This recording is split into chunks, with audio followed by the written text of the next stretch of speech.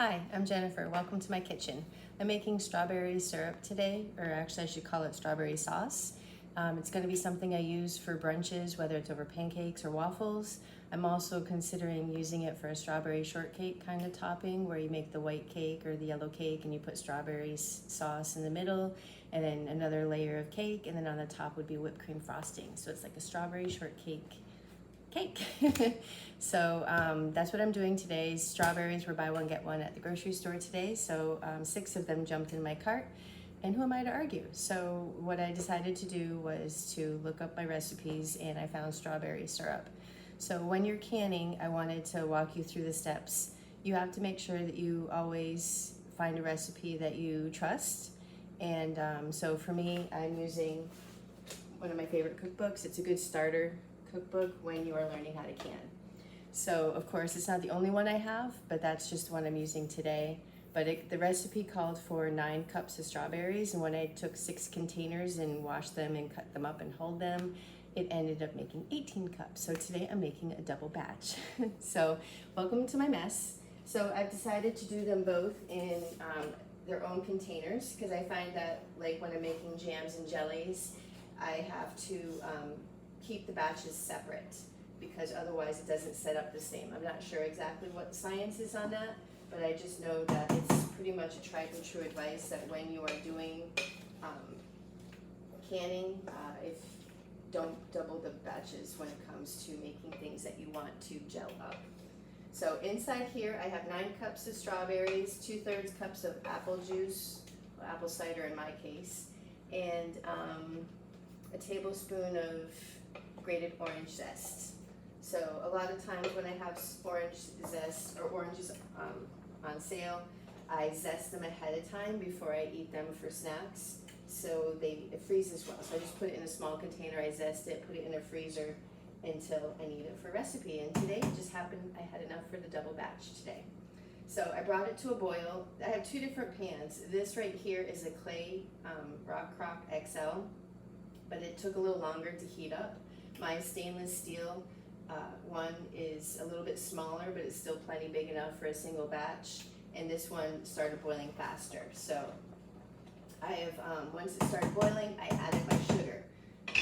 Another thing to remember when you are doing anything in the kitchen is to always make sure you have your ingredients measured ahead of time. So 1, you make sure you have everything you need, so you don't need a last minute grocery run, and 2, it's usually things start moving quickly. So I had my sugar already measured out. I've added it to my stainless steel pan. In here I have 2/3 cup of corn syrup and 1/2 cup of orange juice. So according to the recipe, I'm just going to continue boiling gently while gradually putting the juice inside.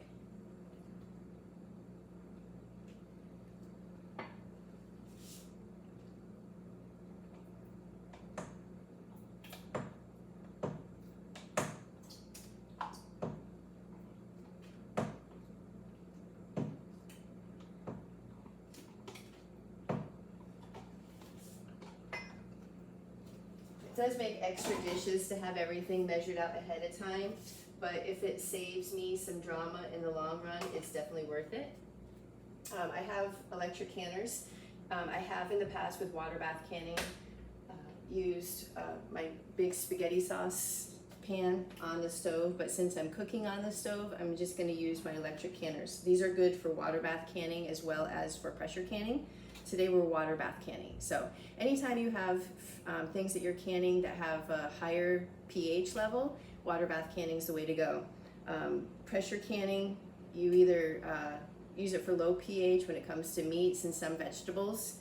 You can water bath meats and vegetables, but you need to make sure you do it for much longer. So instead of 3 hours for water bath canning, in a pressure canner, meat would be 90 minutes.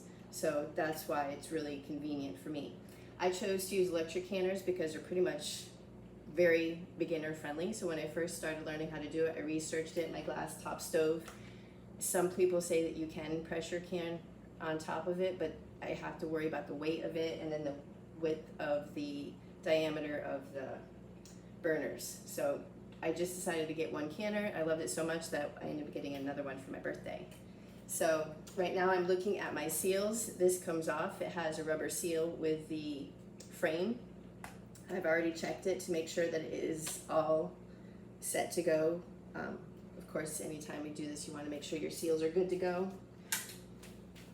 I'm going to plug it in.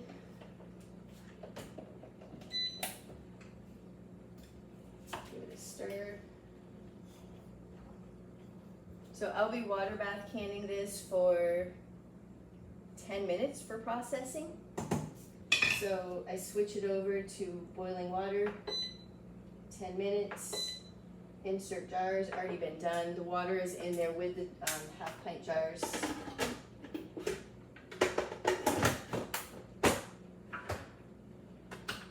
So this is gonna warm up while I get the rest of this stuff started.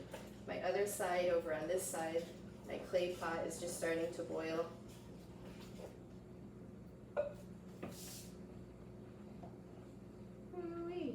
Things are starting to move.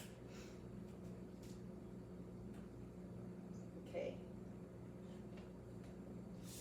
So once it is bring to a full rolling boil, which right now you can tell it's a full rolling boil because it's foamy on top and it's more than just a gentle boil. You gotta stick with it close, especially when you use a pan this size, because it's really close to the top. That's why I like my XL, because it's extra large and you don't have to worry about it, the spillage over. On the back, I have my lids and my rings heating up on medium heat. You don't want to boil the rings, you just want to make them hot enough where the rubber seal softens, so it will help form that seal when I'm water bath canning. Oh, this is pretty close to the top. That's a little uncomfortable. So right now I have my sugar already measured out. Look at that. Talk about cooking with both hands. There are different stages, so this one's much towards the beginning of it, so you can kind of see what I'm doing. I just put in the sugar. I'm stirring it to make sure that all of the sugar is dissolved. I'm stirring this to make sure it doesn't bubble over. I'm going to bring this back to a boil before I add my orange juice and corn syrup. So once it goes to a full rolling boil, I want to boil over high heat, stirring constantly for 15 minutes. Goodness gracious.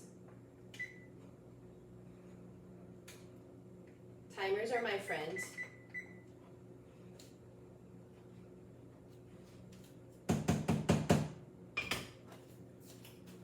Plug this one in so it can start heating as well. So when you're water bath canning, whether it's with an electric canner or on the stovetop, you want to basically just put your jars that are already clean in the water, fill it up, the pot with like 1 or 2 inches above the jars, and then get it hot. If it's on the stovetop, I would bring it to a boil on the stovetop for the jars themselves. But this one is really cool because, I don't know if you can see here right now, it's telling me it's warming. It's the boiling water canning. It's gonna warm, it'll beep when it's hot enough. Some tools that you need to know about before canning. This right here is gonna save you. I have one like this, I also have one like this. I got it on Amazon. These ones usually come in a kit. So it will come with a magnetic lid lifter. So when I'm taking the lids out of the hot water, I use that magnetic grabber thingy. This right here is a great one because one, you're going to stick it in the jars and release the air bubbles, because sometimes the air bubbles will get trapped at the bottom, so you want to release those by basically swiping through it. You do not want to use metal container or swiper thingies on your hot glass. Whenever you're canning hot liquids, hot jars. You never want to put hot liquids into cold jars because, of course, explosions. Not explosions, but breakage is never good. So as I'm heating this up, I'm heating my jars. The cool thing about this that comes with the kit is that it has, each bump is a 1/4 inch. So with sauces and jams, 1/4 inch headspace is very typical. So depending on what you're making, the recipe will tell you how much headspace to make. And I'll show you what that's like in a minute. So I'm just stirring to make sure that nothing sticks. This is bringing it back to a boil, so I'm going to add Not quite a boil yet. The thing about boiling is that once you stir it, if it stops boiling, you still want to give it a little more time. That's going to help it set as well. Strawberry sauce is really good for cheesecake.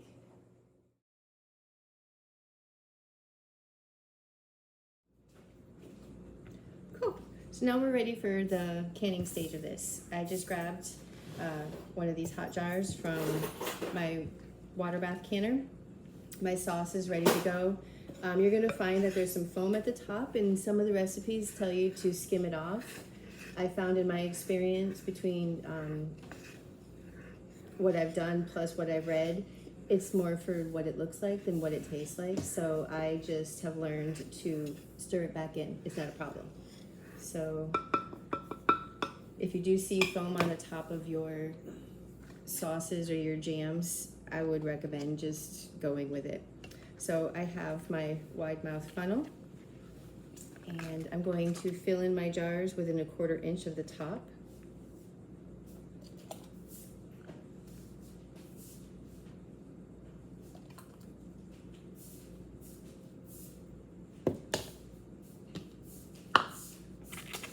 This here is going to take the bubbles out. So I'm going to run it around the edge. You always want to use a plastic utensil.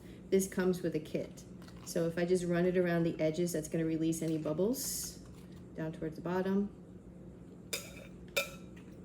The ridges, we'll do 1/4 inch increments. This here is 1/4 inch headspace. Depending on the recipe that you're making calls for different kinds of headspaces. Anytime you make a syrup or a jam or a salsa, 1/4 inch is usually the recommended headspace. Next I have a clean dark cloth. This is going to help it with the seal. I'm basically just going to pinch the top of it and run it around.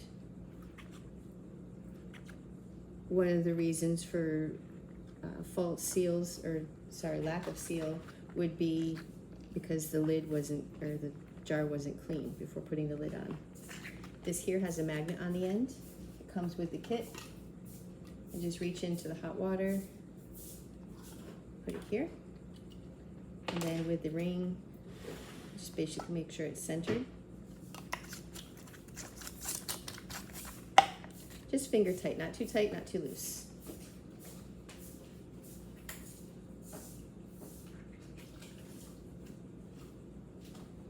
Next jar.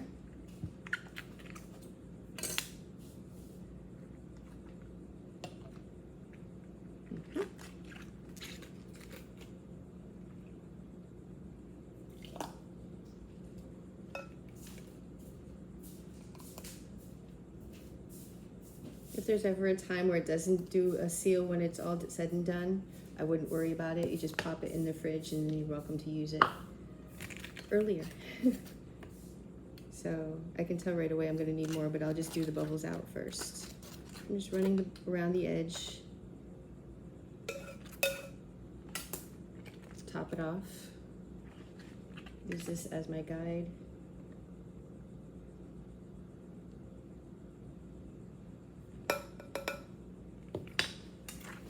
Cloth. I'm just gonna give it a good rinse.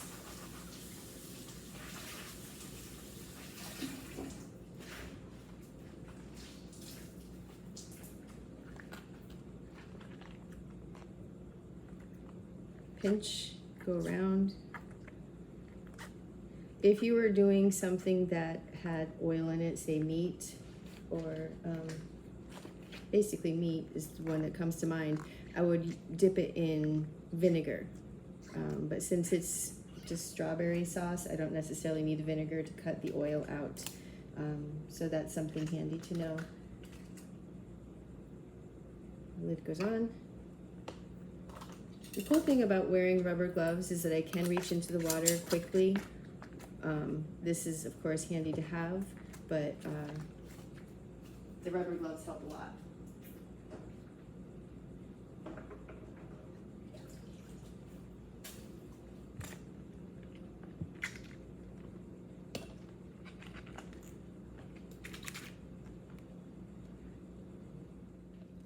So after 10 minutes of processing, the timer went off, and so I'm going to take the lid off of the canner.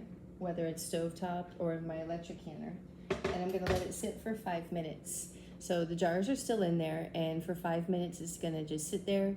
When my timer goes off again, I'm going to remove them. So be right back. Okay, so my 5-minute timer went off. So now I'm going to turn it off and grab my jar grippers. So when you're bringing your jars out of the water, when you're water bath canning, it's about 1 to 2 inches over the jar. So I'm just going to bring it straight up. Don't worry about tipping the water off of the top. It will evaporate. If you tip the water out, it might actually make the seal fail. So you want to make sure you keep it straight up. Don't mess with it. Just bring it out straight, bring it down. I switched out to a clean towel because the other one had strawberry goobers on it. And so I threw that in the wash. And I'm going to bring these out. And the magical thing about canning is listening for the pop, because it will make a little sound to let you know that it has sealed. And I love to count them as they do it. So just leave a little space in between the jars. There's one, you hear that?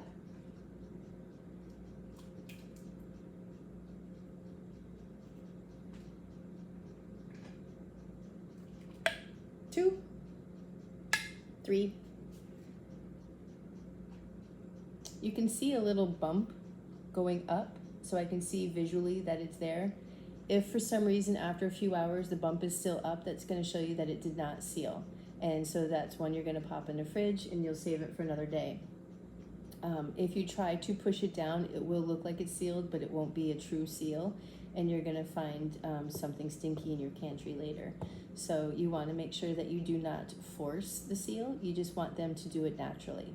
So I'm going to let them sit here for 24 hours. Tomorrow I will come back and take the rings off. I will wipe them down with a wet cloth to make sure there's no residue from jam drippings on the outside, and I will label them when I made it, what it is, because sometimes you do forget. So it's good to label it, not just what it is, but when you made it, and put it in my pantry. Yep, there's another one. And so that's it. It's going to be shelf stable for a year.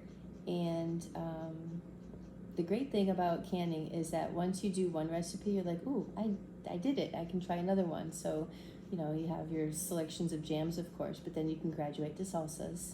And barbecue sauce is something I'm going to be making this summer as well. But when I store it, I do not store it with the rings on it. That's way, if there was ever there's another one. If there was ever a chance where it did not seal, I'll find it faster. When I transport them, whether I'm bringing it to a friend, I will put the rings on, or if I'm storing it in a fridge, I'll put the rings back on. But when it's in storage in the pantry, I will take the rings off. And that's pretty typical. So just put them in a cool, dark closet, and then you have your food for a whole year. So strawberry sauce, good for ice cream. It's good for strawberry cheesecake. It's good for strawberry shortcake. The possibilities are endless. Thanks for joining me. I appreciate your time, and I will talk to you soon. Bye.